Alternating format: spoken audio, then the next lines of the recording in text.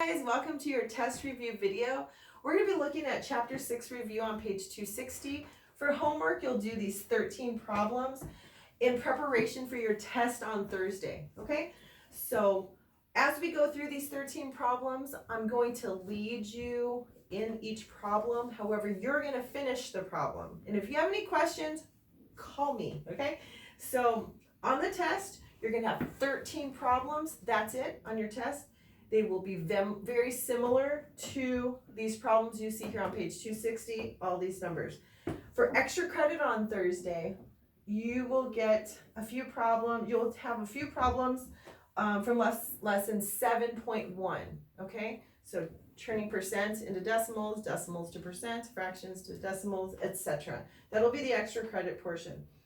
So let's go ahead and pray and then we'll get started. Dear Lord, thank you, Lord, for this good day. Thank you for your blessings. We love you, Lord, and we're grateful for all you do for us, Lord. Help us to be grateful. Be with my students, Lord. Be with the families. I pray that you would just be honored and glorified in all that we do. Please help my students to work hard and to be diligent in their work and their obedience to their parents, etc., etc. We love you, Lord. In Jesus' name, amen. Okay, so let's take a look at numbers 1, 2, and 6. So again, I'm going to walk you through it. You are going to answer it, okay? So let's take a look at number 1.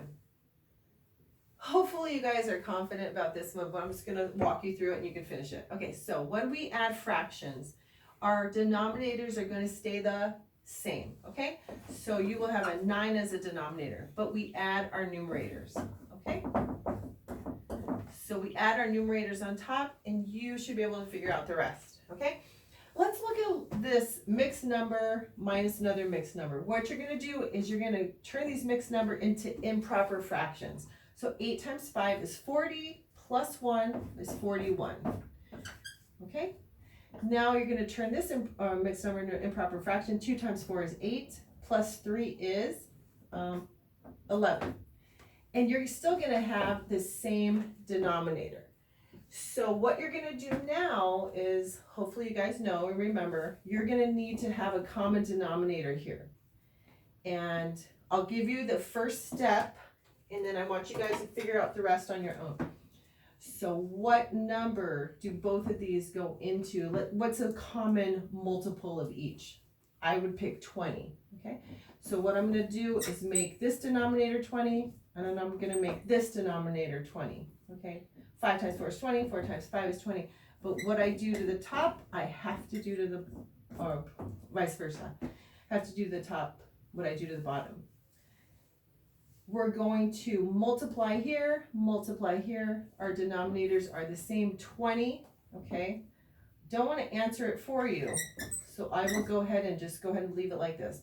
41 times 4, you guys can figure out, minus 55, okay?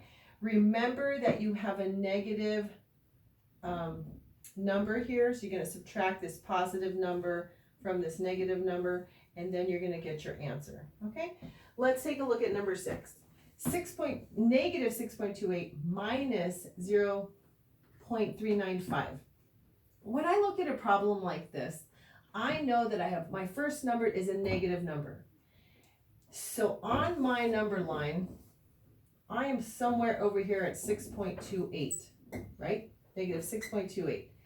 And I need to subtract 0.395 from that. So I'm going to keep going to the left of that number line, okay? Because I'm going to subtract.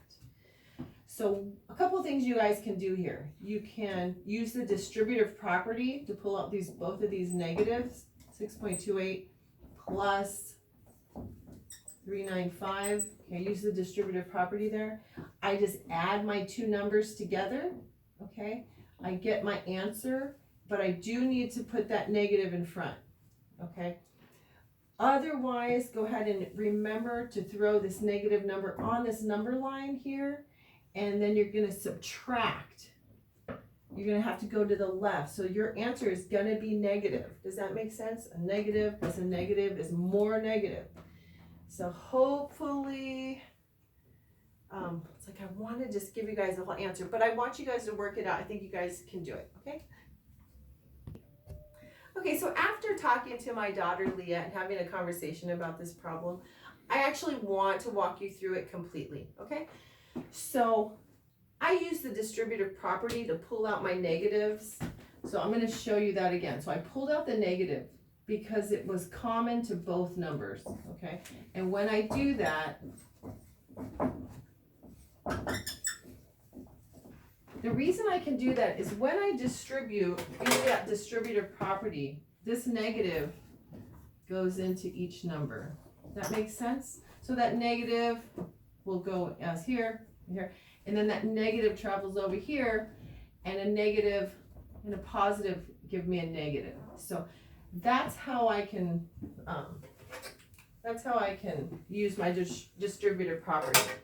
My other point was that when I put my numbers on a number line, this negative, we're going to look up here again, this negative 6.28 is to the left of the 0, okay?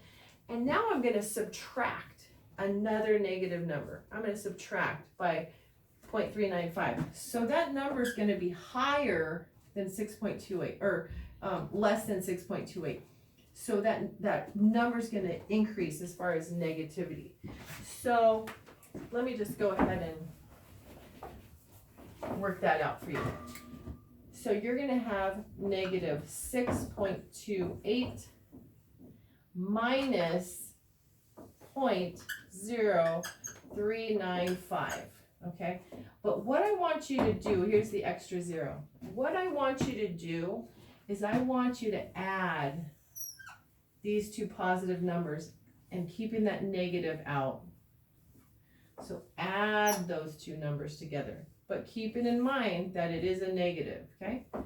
So we're going to add these together. So we get 5, 17, 6, and 6. But remember, we need that negative sign there. So negative 6.675 is the answer. So you'll see this on the test. Remember, when you have two negative numbers you're going to be adding together, those two negative numbers need to keep going to the left of that number line. Hope that makes sense. Okay, let's take a look at numbers 9, 10, and 13. So when we multiply fractions, we don't keep the denominator the same. Okay, when you multiply fractions, you're simply going to multiply the numerator times the denominator. Okay, so you can go ahead and do that multiplication there, and you will be left with a improper fraction, and you can leave it that way, or you can turn it to a mixed number. I'll take either answer, okay? The book leaves it in improper fraction form, so you can leave it in improper fraction form if you want. Next one. So let's take a look. We have a mixed number here, so we're going to go ahead and turn it to an improper fraction. So 3 times 7 is 21. If we add 4, we get 25. So we get 25 sevenths times 3/4. Okay? Again, we're going to simply multiply our numerator times our denominator, and we are going to get our improper fraction. Okay? You can leave it in improper fraction form. Okay? So you go ahead and multiply the numerator, and then you can leave it as an improper fraction. Number 13, here we have a mixed number as well. We're going to turn it into an improper fraction. So 6 times 3 is 18, plus 2 is 20, so we get 20/3. Now, I'm not a fan of this multiplication sign anymore. I tend to just kind of wipe it out. So 6 2/3 times a negative 3 4/5. So I'm more comfortable with the parentheses next to my fraction. So you can leave that multiplication sign there. Sometimes people get it confused with a variable. So that's why variable x. Anyway, continuing on. So I'm going to have my 3. I'm going to bring it down like that. So this is a mixed number. I want to turn it to an improper fraction. So 3 times 5 is 15, plus 4 is 19. And keep our denominator the same. And remember, that's a negative. So I'm going to throw that negative in my numerator spot. And then I'll bring down my 20/3. These parentheses here, you can see I switched it. I mean, you can do that too. It still signifies multiplication, okay? So you can have just one or the other or both, it doesn't matter. So now here you see that we can cross cancel here, okay? So I'll go ahead and show you here, you can cross cancel. 5 goes into 24 times, 5 goes into 5 one time. I'll go ahead and have you multiply that numerator, okay? And you're gonna multiply the denominators together to get your answer, okay? And you can leave it in improper fraction form. Now up here in the numerator, you're multiplying a negative and a positive, so you're gonna get a negative in the numerator. So your answer will be a negative answer. You can leave it in improper fraction form, okay? Okay, just want to clarify for those of you, these aren't the answers. You guys need to do that final step, okay? So again, there's a final step here in the answer. I'm not giving it to you. I want you to do that final step, okay? Okay, so let's look at numbers 16, 19, and 22. So here we have fractions. We're going to be dividing fractions. There's a negative number as well. So I'm going to go ahead and rewrite my problem. So I want to be able to change this to multiplication. Okay, so I'm going to multiply there. Multiplication sign. So when I do that, when I switch operations, I need to switch my fraction. I need to find the inverse of negative 9/4, and that is 4/9. Okay, I just switched it. I need to remember to keep my negative there. Always throw your negative in, because it started off just like that. Always throw your negative in the numerator spot. Okay, makes it a lot easier. So now we have multiplication, and you know me, I like to just have that parentheses. You can do that too, or leave the multiplication sign. So here we can cross cancel, okay? So 3 goes into 9 3 times, and 3 goes into 3 one time, okay? So let's go ahead and multiply our numerator now. We have 1 times a negative 4 in the numerator spot, and we have 7 times a 3 in the denominator spot. I'm going to go ahead and let you do the rest, okay? This isn't the answer. You need to go another step. So let's look at this one. 5 2/3 divided by 6. Same concept. We're going to take this mixed number and make it into an improper fraction. 5 times 3 is 15, plus 2 is 17. We get 17/3 or divided by 6. But we want to change that operation to negative. Our 6 is like a 6/1, okay? So we want to do the inverse, which would make it a 1 divided by 6. We're going to multiply our numerators, and we're going to multiply our denominators to get an answer. You guys can go ahead and finish that up. So let's plug in our values for x and our values for y. We have 4 times 5/8 plus 2 times our value for y is 3/7. So go ahead and plug that value in for y. Now remember order of operations, okay? So order of operations says we multiply, divide, then we add and subtract, going from left to right. So let's work on this multiplication problem first before we add anything. So here we have 4 times 5/8. This 4 is like saying it's a whole number of 4 divided by 1. Remember, all whole numbers are divided by 1. So we're going to go ahead and multiply across. Well, actually, what else can we do? We can cross cancel here. So 4 goes into 8 2 times, and 4 goes into 4 one time.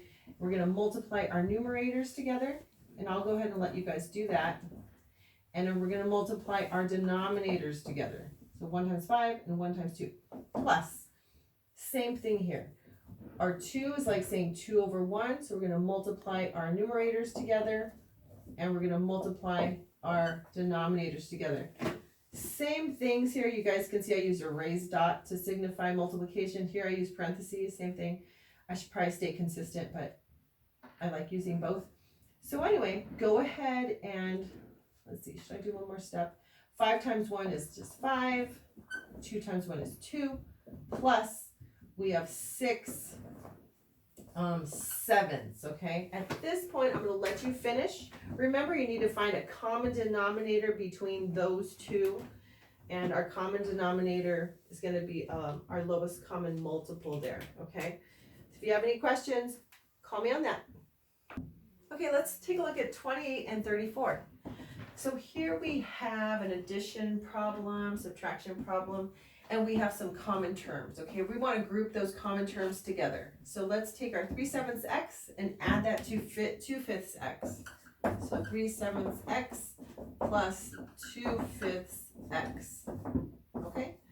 And then let's group our numbers without variables. So we have 8 plus 8 minus 4/9, okay?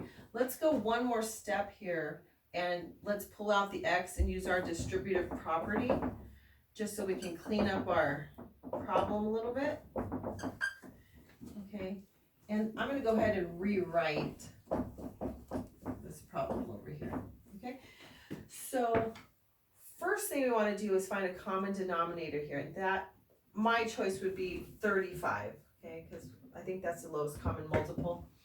And what you're going to do is go ahead and multiply 5 times the number that will give you 35, okay? And once you do the bottom, you do the top, and you multiply this denominator by what will give you 35. Same thing. Everyone understand that, hopefully? And so now we're going to have 15 plus 14 as our numerator. And on bottom, our new denominator is going to be 35. And remember, we need to bring down that x. So 15 plus 14, we'll just change that real quick to 19. Oh no, that's 29. Yeah, 10. Okay, because 14 plus 15 is 29. And then we're going to add, again here, we need a common denominator, okay? One little trick about this, so I want to show you. When you have a number like this, I want you guys to learn how to figure this out mentally. Okay, 8, a whole number of 8 minus 4/9 of 1.